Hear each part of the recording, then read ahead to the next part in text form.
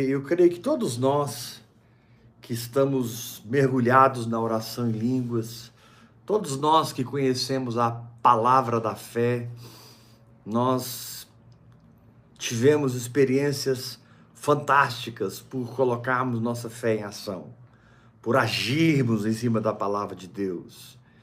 Mas nem sempre nós tivemos a sabedoria e perseverança para permanecer naquele comportamento de fé. Muitas vezes a vida nos pega de tal jeito que nós somos tão quebrados no nosso caráter espiritual que nasce um verdadeiro abismo daquele lugar que você tinha em Deus, daquela condição espiritual que você vivia, tão simples, tão gostosa, tão real, e você percebe que voltar a viver nisso, existe um abismo entre você e essa realidade. E por mais que você ore em línguas, e ore em línguas, e ore em línguas, o sentimento da alma, o psicológico, é que, meu Deus, eu acho que eu nunca mais vou mover naquela unção, nunca mais vou ter experiências com Deus daquela forma que eu tive, nunca mais vou compor músicas como aquela, pregar as palavras que eu pregava, nunca mais vou ser aquele empresário tão bem sucedido que eu fui, minha família era tão harmoniosa.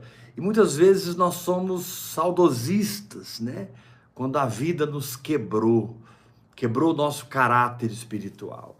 Meu Deus. E nós somos visitados por um tipo de tristeza muito interessante, porque nós já vivemos lá, nós já experimentamos aquela realidade e de alguma maneira recuamos, retrocedemos. Mas eu sei que o nosso Deus conhece todos os mistérios. Há um texto na palavra que diz: restituir-vos-ei os anos que foram consumidos pelo gafanhoto. Uau! Lá em Joel, restituir-vos-ei os anos que foram consumidos pelo gafanhoto. Ao me ouvir falar sobre restituição, restauração, reconquista de territórios, voltar a operar numa unção que você já teve, e até maior ainda, eu temo que você interprete na alma o que eu estou dizendo. Porque tem coisas que saíram da nossa vida porque eram coisas geradas na carne. Tem coisas que desapareceram da nossa vida porque elas se dissiparam como fumaça diante do crescimento espiritual. Elas não vão voltar. Abraão foi chamado por Deus para ser pai de nações, e o Senhor prometeu a Abraão que nele, na sua descendência, todas as famílias da terra seriam abençoadas. E no capítulo 16 de Gênesis, Abraão gera um filho da carne, Ismael. Meu Deus. Depois, no capítulo 19, capítulo 20, vem Isaac, é uma coisa linda. E isso é uma analogia muito tremenda para nós, porque nós não somos filhos da carne, nós somos filhos da promessa. Fazendo esse feedback, te deixando bem claro que Ismael vai e não volta, Isaac vai e volta. Amém. Entendeu? Glória a Deus. Ismael são coisas que Deus realmente poda das nossas vidas.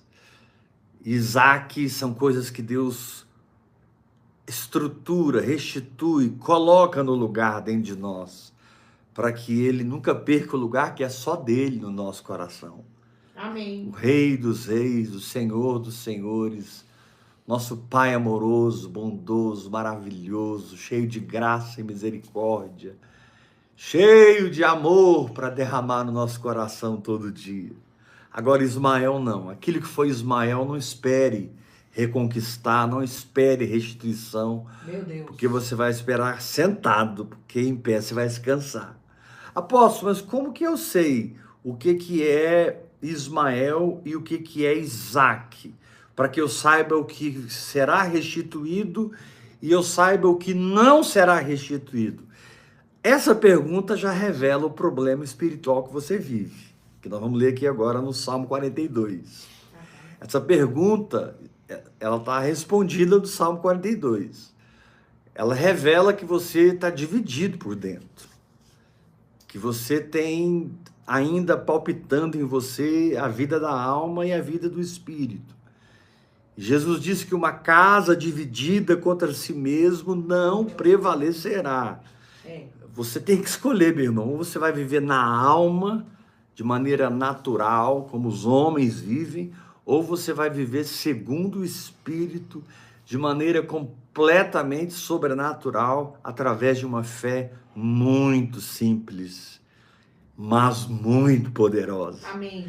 Então, algumas perguntas que você já está fazendo revela que por dentro tem muitas essas duas dimensões ainda, e o fato de você ser dividido por dentro, não ser totalmente entregue ao Espírito, completamente entregue à fé, 100% focado nas palavras que Deus te diz, revelam o motivo pelo qual você não está conquistando, crescendo, apropriando como você gostaria de estar apropriando. A vereda do justo é como a luz da aurora. Amém. Eu recebo. Que vai brilhando mais e mais. Não é uma vereda que vai se apagando mais e mais, se dissipando mais e mais, mas vai crescendo, crescendo. Eu não estou aqui querendo dizer, irmãos, que lutas nós não vamos passar, guerras, situações. Nós vamos estar sempre em guerra com os principados e as potestades. Vamos estar sempre em guerra contra a nossa carne e sempre no processo de conquistar nossa alma e edificar o nosso espírito. E isso não vai mudar nunca até que Jesus volte e nós sejamos glorificados. Então, talvez você se sente hoje um pouco dividido, né? E eu diria que você se sente talvez até um pouco perdido, porque a teoria de Ismael e Isaque, ela é uma teoria bonita. A teoria de Ismael e Isaque é uma teoria, assim, quando a gente prega sobre isso, as pessoas entendem, as pessoas captam, o que eu gerar na carne vai ter que sumir da minha vida, o que eu gerar no espírito vai aparecer na minha vida, vai prevalecer na minha vida. O entendimento é fácil, mas a experiência não é tão simples assim. A experiência não é tão simples assim. Lembrando que Ismael vai e não volta. Isaque vai e volta. Então tem muita coisa aí que vai voltar para a sua vida, porque são coisas de Deus, são realidades espirituais. Mas tem muita coisa que o Senhor podou, que o Senhor cortou, e elas não vão voltar para a sua vida, não vão estar na sua vida, e você precisa aceitar